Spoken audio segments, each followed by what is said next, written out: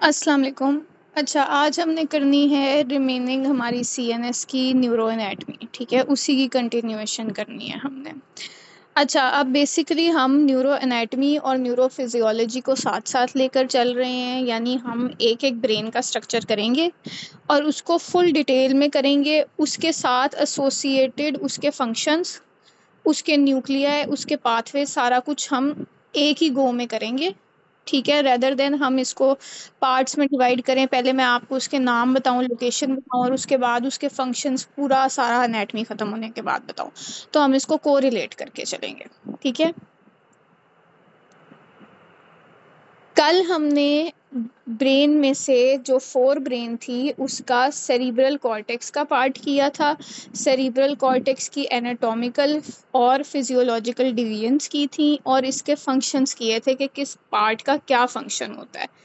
ठीक है, अब आज हमने करना है जो फोर ब्रेन हमारी है प्रोजेंसेफेलॉन, इसके रिमेनिंग पार्ट्स। ठीक है, हमारी फोर ब्रेन एम्ब्रियोलॉजिकली दो पार्ट्स में डिवाइड होती है, टीलेंसेफ्लॉन और डायेंसेफ्लॉन। ये जो नेम्स है ना, एम्ब्रियोनिक नेम्स, ये आपके लिए इंपॉर्टेंट है, ये पेपर में पूछ लेते हैं। ठीक है, जो आपका टीलेंसेफ्लॉन है ना, उससे बनता है सेरिब्रल कॉर्टेक्स जो हमने कल कर लिया था, और basal ganglia, hippocampus, olfactory bulb and base of the fore brain. ठीक है, इसके दरमियान में जो स्पेस होती है ना, उसको हम कहते हैं लैटरल वेंट्रिकल। ठीक है, अब भी हम इस वाले पार्ट को ही करेंगे।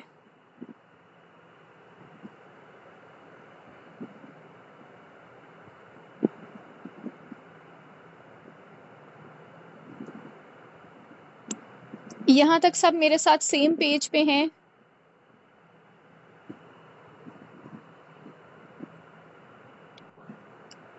ठीक है, तो हम आगे चलते हैं।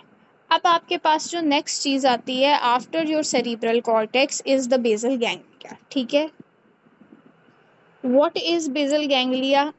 बेसल गैंग्लिया बेसिकली आपके पास एक कलेक्शन ऑफ न्यूरॉन्स है। ठीक है, या एक क्लस्टर ऑफ न्यूक्लियाई है जो आपकी ब्रेन के अंदर लोकेटेड होता है। ठीक है, it is basically made up of grey matter. हमने कल किया था ना कि हमारे पास दो टिश्यूज होते हैं, ग्रे मैटर होता है, वाइट मैटर होता है। दोनों की सिर्फ उसकी कलर की बेसिस पर डिस्टिंग्विश है। ठीक है, अब ये दोनों जो हमारे पास ग्रे मैटर और वाइट मैटर होते हैं ना, बेसिकली दोनों का यही फंक्शन होता है कि इनके अंदर न्यूरॉन्स पड़े होते हैं, इन्होंने इन्फॉर्मेशन को रिले करना होता है। ठीक है, जो जिस पार्ट का जो फंक्शन है वो उस पार्ट की इंफॉर्मेशन को आगे जा करके बॉडी में रिले करता है। ये ओवरऑल आपकी ब्रेन का एक मेन मेजर कह लो कि फंक्शन है कि इसने इंफॉर्मेशन रिले करनी है। तो जो आपकी बेसल गैंग्लिया है ना, ये बनती है आपके ग्रे मैटर से और ग्रे मैटर के न्यूरॉन्स से। ठीक है, प्राइमरी इसका क्या फंक्शन होता है? इसका फंक्शन होता है मोटर कंट्रोल, यानी जितनी हम मूवमेंट्स करते हैं ना, उनका कंट्रोल होता है बेसल गैंग्लिया के पास। ठीक है, अब यहाँ पर एक इम्पॉर्टेंट चीज़ है जो अंडरस्टैंड करनी है। जो हमारा ब्रेन है ना, वो एक बहुत कॉम्प्लेक्स स्ट्रक्चर है। ठीक है, कोई एक ही फंक्शन, जैसे सेंसरी फंक्शन है, मोटर फंक्शन है, विजुअल है या ऑडिटरी है, इसके लिए कोई सिर्फ एक ही चीज़ नहीं है। डिफरेंट पार्ट्स हैं हमारी ब्रेन के जो कलेक्टिवली एक स्पेसिफिक फंक्शन करते हैं। उसकी वजह कुछ इस तरह भी है कि कह लो अल्लाह ताला का निज़ाम है कि अगर आपका एक चीज़ डैमेज हो जाए तो ये ना हो कि इंसान बिल्कुल ही उस काम से जाए। जैसे हमारा कल हमने पढ़ा था कि विजुअल कॉर्टेक्स भी है, तो उसके 3 एरियाज है, 17, 18, 19। ठीक है, वैसे हर एरिया का एक स्पेसिफिक फंक्शन है, लेकिन कलेक्टिवली वो सारा आपका विजुअल एरिया है। उसी तरीके से जो मोटर एरिया है वो प्राइमरी है और प्री मोटर एरिया है। ठीक है, वो आपकी मोटर फंक्शन कंट्रोल करता है। तो उसके साथ ये आपका जो बेसल गैंग्लिया है ना, इसका भी यही काम है कि ये भी आपके मोटर फंक्शंस को कंट्रोल करता है। डिफरेंट पार्ट्स मिलकर कलेक्टिवली एक एक्शन को कंट्रोल कर रहे होते हैं। ठीक है, ये बेसल गैंग्लिया इसको कैसे कंट्रोल करता है? बेसल गैंग्लिया इसको इस तरह से कंट्रोल करता है कि इसके अंदर न्यूक्लियाई होते हैं, वो न्यूक्लियाई इंफॉर्मेशन को अपने अंदर लेते हैं और उसके बाद उसको बॉडी में डिफरेंट पार्ट्स पे रिले करते हैं। अच्छा, अब इसका लोकेशन क्या है? लोकेशन आपको पता है कि बेसल गैंग्लिया आपके फोर ब्रेन का पार्ट है, ठीक है, और ये सेपरेट होता है थैलेमस से बाय इंटरनल कैप्सूल, ठीक है। ये जो हमारा थैलेमस है ना, ये एक सेपरेट पार्ट है ब्रेन का। इससे हमारा जो बेसल गैंग्लिया होता है उसको सेपरेट करती है एक चीज़ which is called the internal capsule.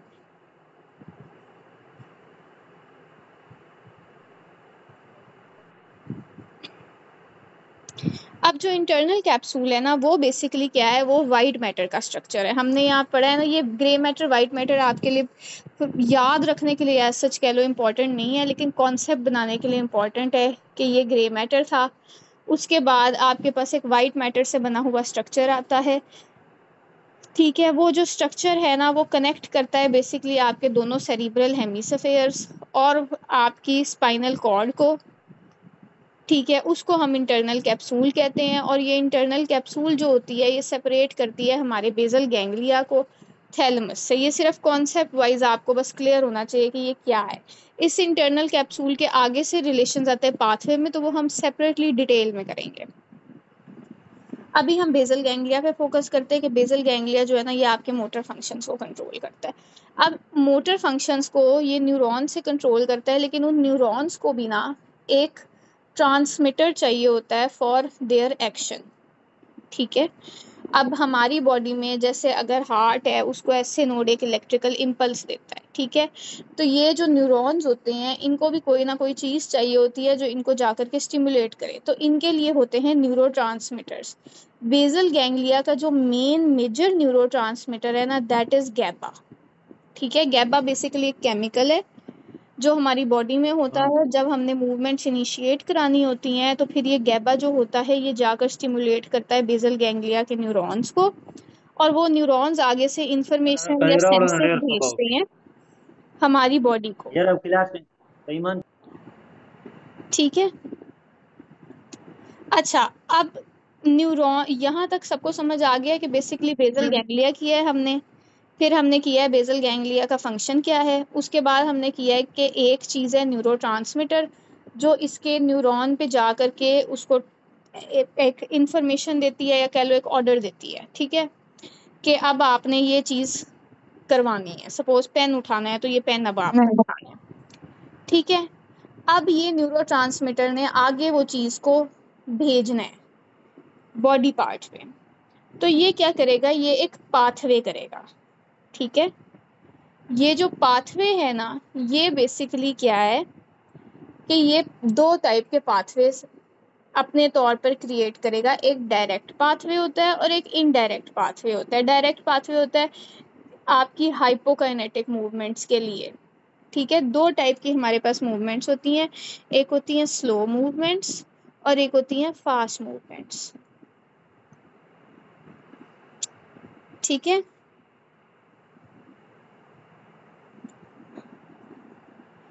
हाँ जी, हाँ जी, ऐसे ही है कि गैबा जो है वो आपके पास इनहिबिटरी है, ग्लूटामेट आपके पास एक्साइटरी न्यूरोट्रांसमीटर है। ओवरऑल जो आपके बेसल गैंग्लिया को स्टिमुलेट करने वाला न्यूरोट्रांसमीटर है ना मेजर, ठीक है, वो है गैबा। गैबा ने क्या किया है कि न्यूरोट्रांसमीटर जाकर के न्यूरॉन को स्टिमुलेट किया है, उस न्यूरॉन को अब एक पाथवे चूज करना है। पाथवे हमारे बेसल गैंग्लिया ने कह लो कि अपनी आसानी के लिए मैं आपको इजी वर्ड्स में समझा रही हूँ कि दो पाथवेज डिवाइड किए हैं। एक स्लो मूवमेंट के लिए उसने रखा हुआ है, एक फास्ट मूवमेंट के लिए रखा हुआ है। कभी कभी होता है ना कि आपने जा कर के एक पेन उठाना है, ठीक है, तो एक चीज़ होती है आराम से उठा लिया, एक चीज़ ऐसे होती है कि फ़ौरन छीनने के तरीके से उठाया या किसी को ना मिले। तो ये दो मूवमेंट्स में फ़र्क है, एक स्लो एक फास्ट। अब जो आपका डायरेक्ट पाथवे होता है ना, वो होता है आपकी स्लो मूवमेंट्स के लिए। अगर हमारी ब्रेन ने कोई स्लो मूवमेंट करानी है, वो बेसल गैंग्लिया को ऑर्डर देगा कि ये वाली मूवमेंट करानी है, स्लोली आराम से कोई चीज़ उठानी है, ठीक है। बेसल गैंग्लिया अपना डायरेक्ट पाथवे चूज़ कर लेगा कि मैंने ये वाला पाथवे चूज़ करना है इस मूवमेंट के लिए, वो उस पाथवे पे जाके चला जाएगा, ठीक है। अगर हमारी ब्रेन ने कोई फास्ट मूवमेंट करवानी है, सपोज रेस है, ठीक है, अब रेस में तो कोई नहीं ना ऐसे स्लोली स्लोली जाएगा, सबको होगा कि हमने फास्टली जाना है, तो क्या होगा कि वो चूज करेगा इनडायरेक्ट पाथवे। आपकी हाइपरकाइनेटिक मूवमेंट्स के लिए। ये दो पाथवेज होते हैं जो हमारे बेसल गैंग्लिया जिसके थ्रू हमारी इंफॉर्मेशन को रिले करता है। ठीक है, ये इजी वर्ड्स में मैंने आपको इसको इजी करके समझाया है। अब जब आपकी hypokinetic pathway, hypokinetic means slow, ठीक है, अगर आपके हाइपोकाइनेटिक पाथवे की लीन हो जाएगी तो आपके पास एक डिजीज आ जाएगा which is called Parkinson's disease. ठीक है, और अगर आपकी हाइपरकाइनेटिक पाथवे की लीन हो जाएगी then you have Huntington disease, dystonia, hemiballismus. ये बेसिकली मूवमेंट डिसऑर्डर्स हैं। जनरली आपको बता रही हूँ कि अगर पाथवे, एक पाथवे है वो एक स्पेसिफिक मूवमेंट लेके जा रहा है, उसकी अगर एक लीन हो गई है तो फिर आपके पास एक पैथोलॉजी आ जाती है, यानी एक डिजीज वाला कंडीशन आ जाता है। ठीक है, उसमें आपके पास डिफरेंट डिजीजेस आते हैं। स्लो मूवमेंट वाले डिजीजेस स्लो पाथवे के होंगे, जैसे पार्किंसंस। पार्किंसंस में ना स्लो मूवमेंट्स होती, कॉगवील रिजिडिटी होती है, ओल्ड मैन लाइक मूवमेंट्स होती हैं क्योंकि वो स्लो पाथवे की लीन है। ठीक है, अगर फास्ट पाथवे की लीन होगी तो फास्ट मूवमेंट वाले डिजीज आएंगे, जैसे हंटिंगटन है, हेमिबलिज्मस है, डिस्टोनिया है, तो वो फास्ट पाथवे की लीन से आएंगे। ठीक है, यहाँ तक सबको क्लियर है? ये हमने अब फिजियोलॉजी की है कि बेसल गैंग्लिया बेसिकली कहाँ लोकेटेड होता है, और अब ये इसका फंक्शन क्या है, फंक्शन किस किस पाथवे से जा करके है, और मेन इसने करना क्या है।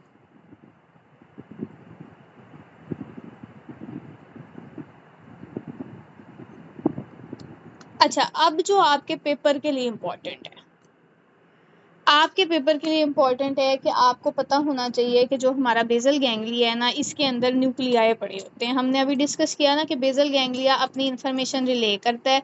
रिले ये करता है न्यूरोट्रांसमीटर गैबा से, और गैबा आगे जाकर के दो न्यूरॉन को स्टिमुलेट करेगा, और न्यूरॉन आगे जाकर के जो है ना वो दो पाथवेज में डिवाइड हो जाएगा। ठीक है, अब हर न्यूरॉन जो होता है, न्यूरॉन बेसिकली क्या है, न्यूरॉन आपके पास एक सेल है।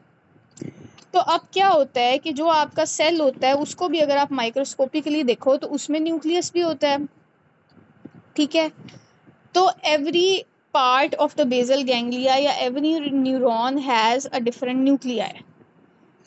ठीक है, कलेक्टिवली आप इसको कह देते हो कि ये हमारा बेसल गैंग्लिया के एक न्यूक्लियाई हैं। ठीक है, बेसल गैंग्लिया में आपके पास सब जो न्यूक्लियाई आते हैं ना उनके नेम्स इंपॉर्टेंट हैं आपके पेपर के लिए। कॉडेट,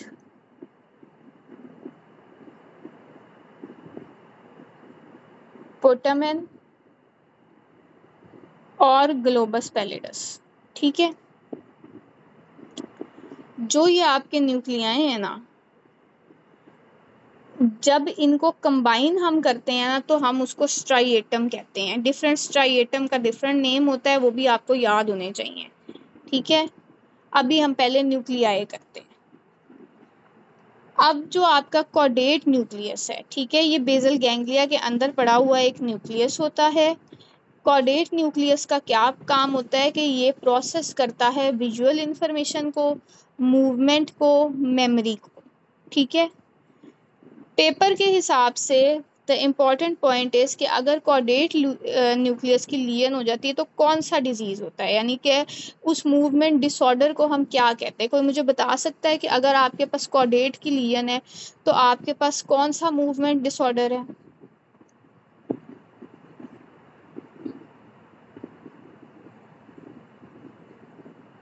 हाँ, कोरिया।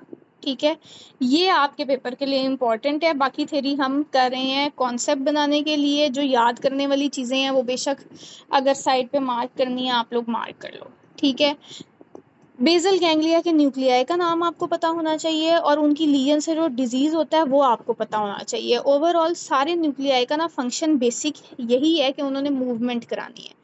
कोई फास्ट मूवमेंट करवाता है, कोई स्लो मूवमेंट करवाता है, कोई कोऑर्डिनेटेड मूवमेंट करवाता है, और कोई रैंडम मूवमेंट करवाता है। ठीक है, तो जो आपका कोऑर्डिनेट होता है ना वो बेसिकली क्या कराता है कि वो आपकी मूवमेंट्स को कोऑर्डिनेट करवाता है। जब उसकी लीन हो जाती है तो हमारे पास एक मूवमेंट डिसऑर्डर आता है जिसको कोरिया कहते हैं। कोरिया क्या है? मल्टीपल रैपिड रैंडम मूवमेंट्स हैं। ठीक है, Korea is basically multiple rapid random movements. सही है। अब हम आते हैं हमारे जो सेकंड न्यूक्लियस है उस पे। जो आपके पास सेकंड न्यूक्लियस है दैट इज पुटामेन। ठीक है, पुटामेन जो है ना उसकी लियन से होती हैं आपके पास फ्लिकिंग मूवमेंट्स। ठीक है, हैंड फ्लिक, फेस फ्लिक या किसी भी बॉडी पार्ट का जो फ्लिक होएगा ना उसको हम कहते हैं कि ये पुटामेन की लियन की वजह से हुआ है। ठीक है, दूसरा एक पुटामेन का इम्पॉर्टेंट पार्ट है या इम्पॉर्टेंट पॉइंट कह लो कि जो आपकी हाइपरटेंसिव इमरजेंसी होती है ना, यानी हेमरेज ड्यू टू हाइपरटेंशन जो होती है, उसके लिए सबसे कॉमन साइट जो है ना वो पुटामेन है। Commonest site for hypertensive emergency जो सबसे ज़्यादा ब्रेन में अफेक्ट होएगा in case of hypertensive haemorrhage is putamen. ठीक है, उसकी वजह यह है कि पुटामेन की मेन सप्लाई है एक आर्टरी जिसको हम कहते हैं लेंटिक्यूल स्ट्राइएट आर्टरी। ठीक है, ये जो लेंटिको स्ट्राइएट आर्टरी होती है ना ये मेन सप्लाई होती है और ये सबसे कॉमनली डैमेज हो जाती है अगर आपके पास हेमरेज है या हाइपरटेंसिव इमरजेंसी। ऑब्वियसली जो वेसल डैमेज होएगी वो वेसल सबसे ज़्यादा जिस पार्ट को सप्लाई कर रही है मेन पार्ट को उसको भी साथ डैमेज करेगी। ठीक है, तो दैट इज पुटामेन। ये कॉन्सेप्ट एक है बस। For paper point of view आपको पुटामेन की लियन याद होनी चाहिए कि फ्लिकिंग मूवमेंट्स करवाता है और हाइपरटेंसिव इमरजेंसी में सबसे ज़्यादा जो पार्ट इफेक्ट होता है वो पुटामेन होता है। क्यों इफेक्ट होता है? इसलिए इफेक्ट होता है कि जो आर्टरी सबसे कॉमनली डैमेज होती है ना वो पुटामेन को मेजर सप्लाई देती है। ठीक है, उस आर्टरी का नाम है लेंटिको स्ट्राइएट आर्टरी।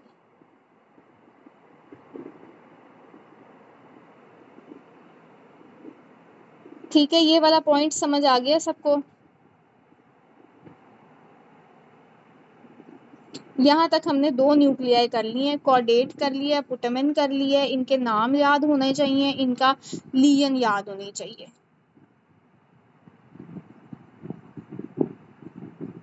ठीक है, अब नेक्स्ट आपके पास जो आपका आता है ना न्यूक्लियस वो आता है ग्लोबस पैलिडस। ठीक है, जो ग्लोबस पैलिडस है वो आपकी कॉन्शियस वॉलेंटरी मूवमेंट्स करवाता है। फ्लिकिंग मूवमेंट्स, जैसे फ्लिक होता है ना ट्विच टाइप मूवमेंट होती है, तो फ्लिकिंग मूवमेंट होती है हैंड में, फेस में, कैलो सॉर्ट ऑफ ट्विचिंग।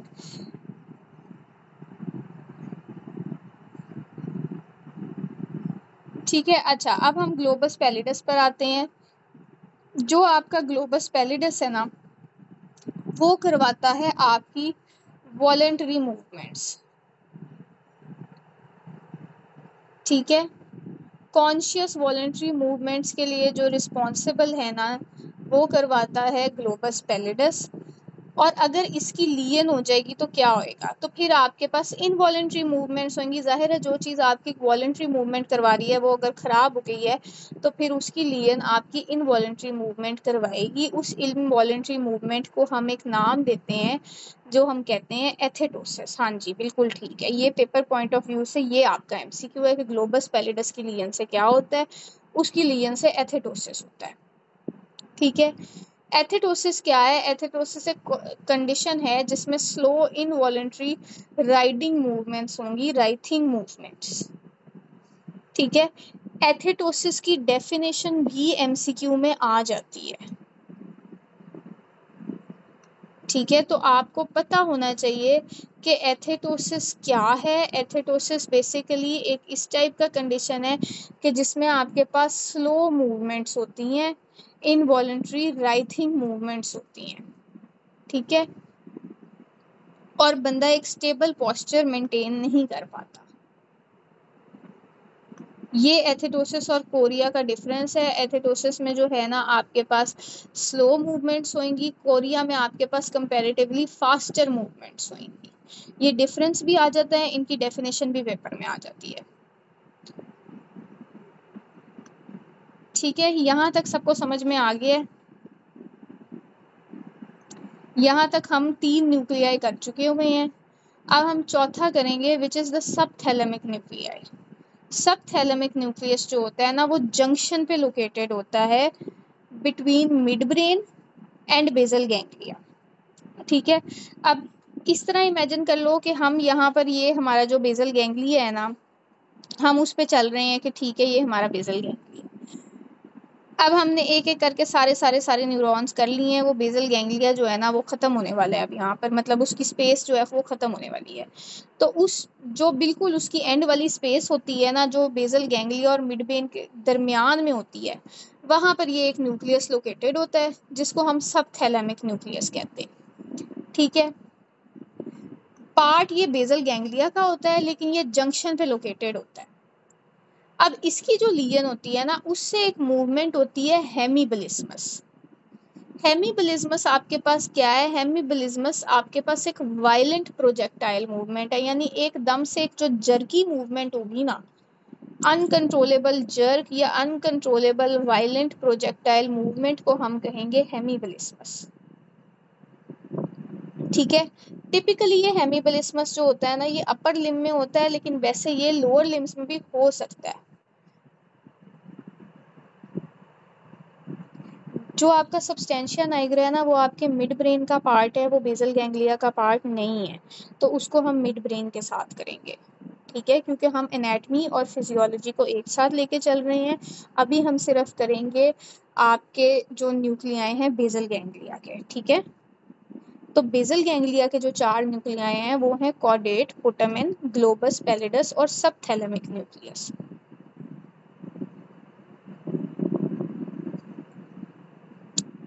अब थोड़ा सा आप मुझे ये रिवाइज कराओ, कॉर्डेट की लीजन से क्या होगा?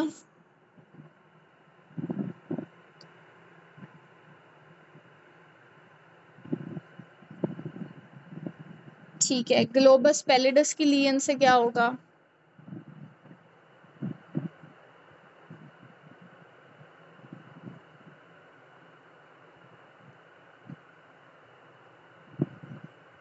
ठीक है, एथेटोसिस। अच्छा, पुटामेन की लीजन से क्या होता है?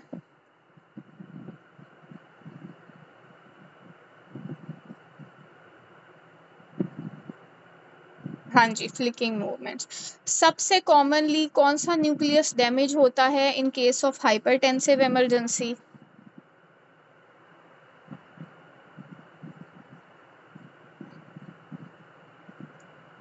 सब थैलेमिक न्यूक्लियस जो होता है उसकी लीजन से क्या होता है?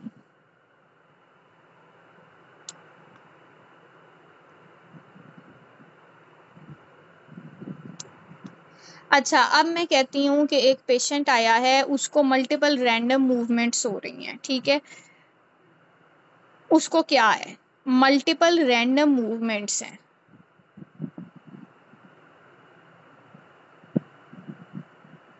हाँ जी, उसको कोरिया। अच्छा, अगर मैं कहती हूँ एक पेशेंट है, उसको मल्टीपल रैपिड जर्की मूवमेंट्स आ रही हैं, तो फिर उसको क्या है?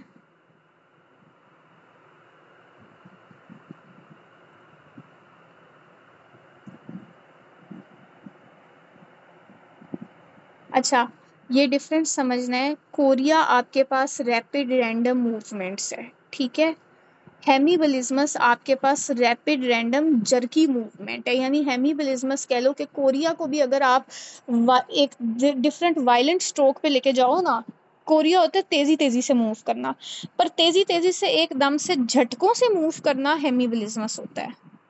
ठीक है, तो अगर उसने जर्की, वायलेंट या प्रोजेक्टाइल का वर्ड यूज किया है ना, तो आपने हेमीबलिज्मस चूज करना है।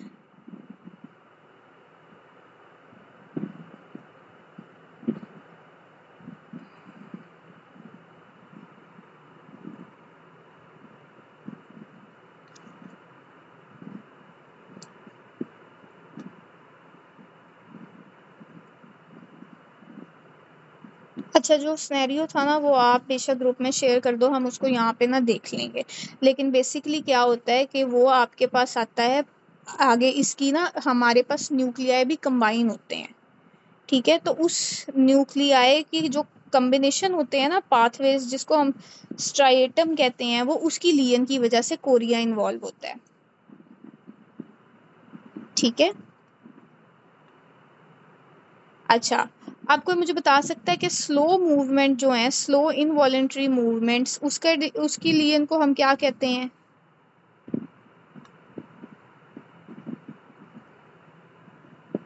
एथेटोसिस। ठीक है।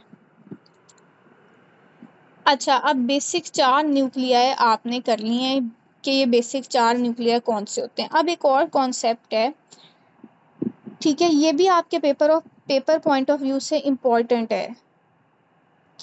हम जब 2 न्यूक्लियाई या 2 से ज़्यादा न्यूक्लियाई को कंबाइन करते हैं ना, तो उसको हम स्ट्राइएटम का वर्ड यूज़ करते हैं। ठीक है। अब क्या होता है, देखो हमारी बॉडी में ना मूवमेंट्स इतनी आसान नहीं है कि बस सोच लिया है कि स्लो मूवमेंट है, ठीक है, तो स्लो ही करनी है, फास्ट है तो फास्ट ही करनी है। ये स्विच होते रहते हैं। जैसे आपने एक पेन उठा लिया है, पेन आराम से उठाया है, पर अब जल्दी जल्दी चाहिए तो एकदम से, या अगर हम राइट करते हैं तो हम एकदम से उसको स्विच भी करते हैं। तो ये न्यूक्लियाई जो होते हैं ना, ये कंबाइंड होकर के एक स्ट्राइटम बनाते हैं, जिनमें इनकी जो मूवमेंट्स होती हैं ना, वो भी कंबाइन हो जाती हैं। That is the function. Basic concept क्या है, न्यूक्लियाई, कॉर्डेट, पुटामेन, इनको ऐड करके जो स्ट्राइटम, नियो स्ट्राइटम बनता है, उसका बेसिक कॉन्सेप्ट क्या है, क्यों ये बनता है? ये इसलिए बनता है कि हमारी मूवमेंट एक जैसी नहीं रहती है, हमारी मूवमेंट स्विच होती रहती है। आपने कोई चीज़ उठाई है, उठाने के बाद आप उसको तेज़ी से अपने पास ले आते हो, तो वो एक स्विच ऑफ मूवमेंट है। उस स्विच ऑफ मूवमेंट के लिए आपके 2 न्यूक्लियाई के जो फंक्शन होते हैं वो कंबाइन हो रहे होते हैं। ठीक है। तो अब हम बेसिकली पढ़ेंगे कम्बिनेशन इन 4 न्यूक्लियाई का। और ये आपके पेपर पॉइंट ऑफ व्यू से इम्पॉर्टेंट है कि आपको पता हो कि कौन से 2 न्यूक्लियाई मिलके क्या चीज़ बना रहे हैं। ठीक है। अब सबसे पहले हमारे पास एक चीज़ आती है विच इज़ कॉल्ड नियोस्ट्राइएटम। जो आपका नियोस्ट्राइएटम है ना, it is made up of caudate plus putamen. ठीक है। Neostriatum is made up of caudate plus putamen. और इनकी अगर डैमेज हो जाए तो आपके पास एक डिजीज़ आता है which is called Huntington disease, which is characterised by violent dancing movements. ठीक है। इनकी लीजन से आपके पास हंटिंगटन डिजीज़ आता है।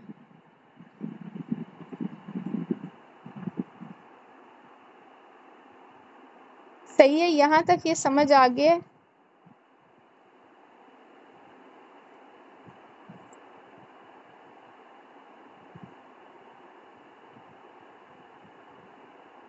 अच्छा, अब दूसरा जो आपके पास स्ट्राइएटम आता है, वो आपके पास आता है कॉर्पस स्ट्राइएटम।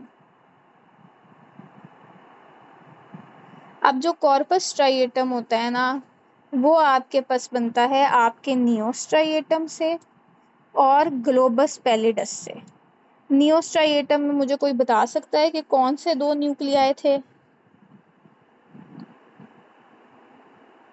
हाँ, कॉर्डेट और पुटामेन। तो आप इसको कॉर्पस स्ट्राइएटम को ये भी कह सकते हो कि आपका जो कॉर्पस स्ट्राइएटम है वो बना है आपके कॉर्डेट, पुटामेन और ग्लोबस पैलिडस से। ठीक है। या फिर एक और चीज़ आती है कि जो ये दोनों होते हैं ना, ये कंबाइन करके बनाते हैं लेंटिफॉर्म न्यूक्लियस। ठीक है। तो आप इसको ये भी कह सकते हो कि कॉर्डेट प्लस लेंटिफॉर्म न्यूक्लियस। ये 4 कह लो के वेज हैं इसको कहने की। कान इधर से पकड़ लो या उधर से पकड़ लो, बात एक ही है। एक आपके पास चीज़ होती है कॉर्पस स्ट्राइएटम, वो कॉर्पस स्ट्राइएटम आपके पास बनती है तीनों न्यूक्लियाई मिलाकर। बेसिक तो ये है कि हमने तीनों जो बेसिक हमारे न्यूक्लियाई हैं, कॉर्डेट, पुटामेन और ग्लोबस पैलिडस, उन तीनों को मिलाकर आपके पास बनता है कॉर्पस स्ट्राइएटम। अब इसमें हमने ये कर दिया कि हमने इसको थोड़ा सा कॉम्प्लेक्स कर लिया कि कॉर्डेट और पुटामेन बनेंगे नियोस्ट्राइएटम, और पुटामेन और ग्लोबस पैलिडस आपके पास बनेंगे लेंटिफॉर्म न्यूक्लियस। ठीक है। ये कौन सी चीज़ क्या बनाती है ये आपको पता होनी चाहिए। ये from paper point of view important है आपके लिए।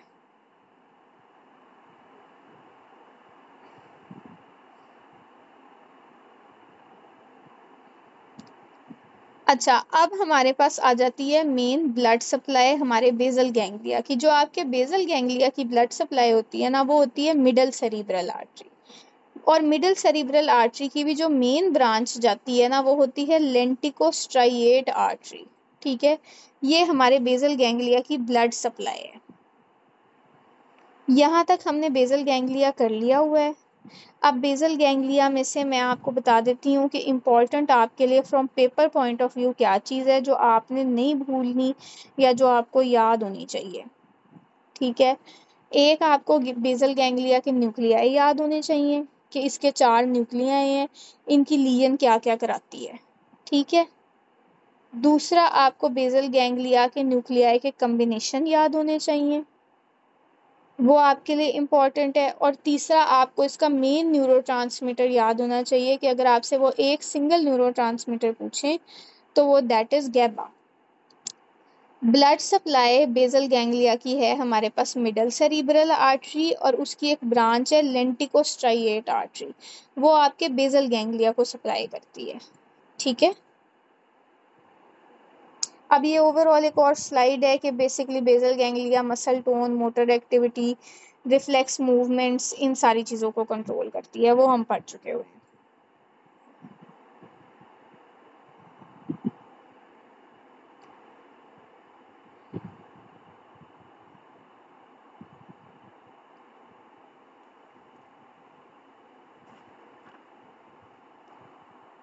अच्छा, अब एक दफ़ा हम देख लेते हैं इसके साथ एसोसिएटेड एक डिजीज़ को, which is Parkinson's disease. Parkinson's disease basically क्या है? पार्किंसंस डिजीज़ है loss of dopaminergic neurons in the substantia Niagara. ठीक है, अब जो आपका सब्सटेंशिया नाइग्रा होता है, मैंने बताया था सब्सटेंशिया नाइग्रा कहाँ पर होता है, कोई मुझे बता सकता है?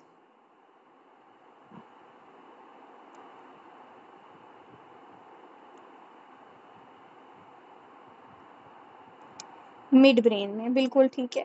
अब मैंने आपको बताया है कि हमारी जो मूवमेंट्स है ना, वो इतनी इजी नहीं है कि आप उसको किसी सिंगल एक पार्ट पे डिवाइड कर सको। ठीक है, मल्टीपल मूवमेंट्स मल्टीपल चीज़ों से कंट्रोल होती हैं। जैसे बेसल गैंग्लिया में भी जो डायरेक्ट पाथवे होता है जो आपकी स्लो मूवमेंट लेकर जाता है, अगर उसकी लीन होती है तो भी आपको पार्किंसन डिजीज हो जाता है। पर मोस्ट कॉमनली पार्किंसन डिजीज होता है loss of dopaminergic neurons from substantia Niagara. इससे क्या होता है कि बॉडी में डोपामीन की डेफिशिएंसी हो जाती है। ठीक है, जिसकी वजह से आपको ये एक मोटर डिसऑर्डर होता है। इसमें क्या होता है कि इसमें पेशेंट की मोटर फंक्शंस जो होते हैं ना, वो अफेक्ट होते हैं।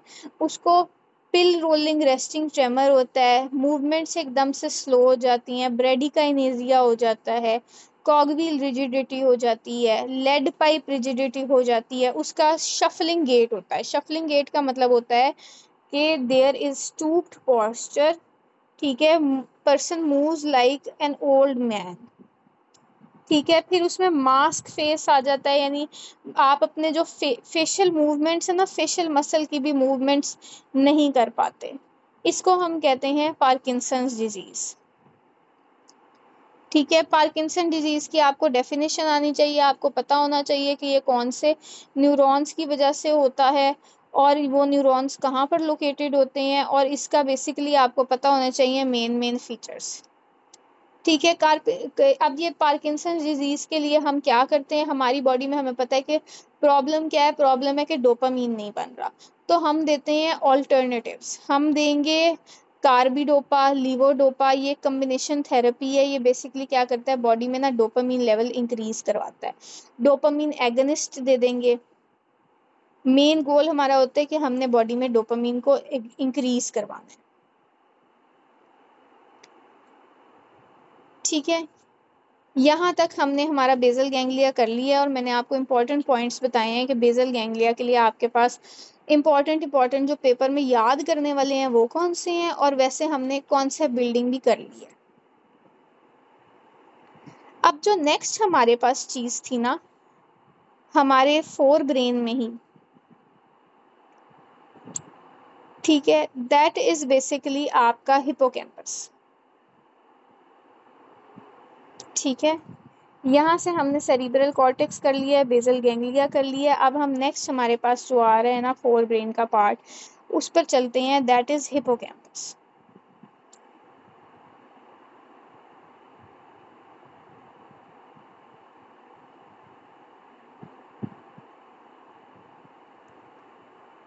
विल्सन्स डिजीज एक सेपरेट चीज़ है। विल्सन्स डिजीज जो होता है ना वो आपके पास इस पे नहीं आता। विल्सन्स डिजीज वैसे हम पहले कर चुके हुए हैं, ठीक है। विल्सन्स डिजीज बेसिकली क्या है कि उसमें आपके पास एक इनहेरिटेड कंडीशन होता है जिसमें आपकी बॉडी में ना एक्सेस कॉपर लेवल्स बिल्डअप हो जाते हैं। वो आपके लिवर में भी होता है, ब्रेन में भी होता है, आईज में भी होता है। वो ओवरऑल एक सिस्टेमिक जेनेटिक डिसऑर्डर है, ठीक है। वो डिफरेंट है और ये डिफरेंट है,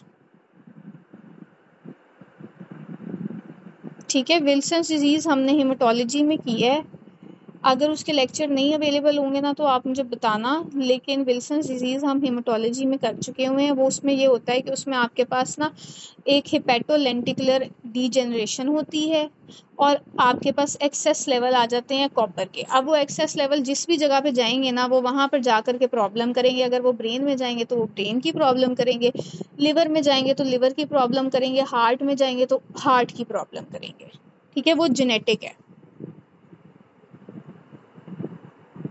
ठीक है। ये कॉन्सेप्ट क्लियर हो गया, पता चल गया दोनों का क्या डिफरेंस है।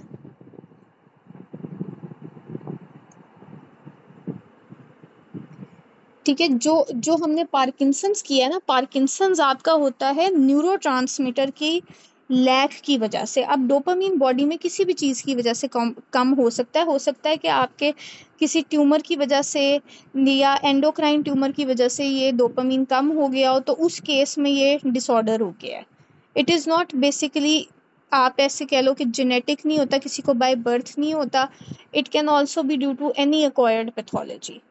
जो विल्सन्स होता है ना आपके पास, वो आपके पास एक जेनेटिक ऑटोसोमल रिसेसिव डिसऑर्डर होता है, इनहेरिटेड होता है। अब हम हमारे नेक्स्ट पार्ट पे चलते हैं। जो हमारा नेक्स्ट पार्ट है ना वो है हिपोकैम्पस। हिपोकैम्पस बेसिकली क्या है कि ये एक कम्प्लेक्स ब्रेन स्ट्रक्चर है जो आपकी टेम्पोरल लोब में लोकेटेड होता है। और इसका मेजर रोल क्या होता है? मेजर रोल इसका होता है इन लर्निंग एंड मेमोरी, ठीक है। कोई मुझे बता सकता है कि कौन से टाइप की मेमोरी को कंट्रोल करता है हिपोकैम्पस?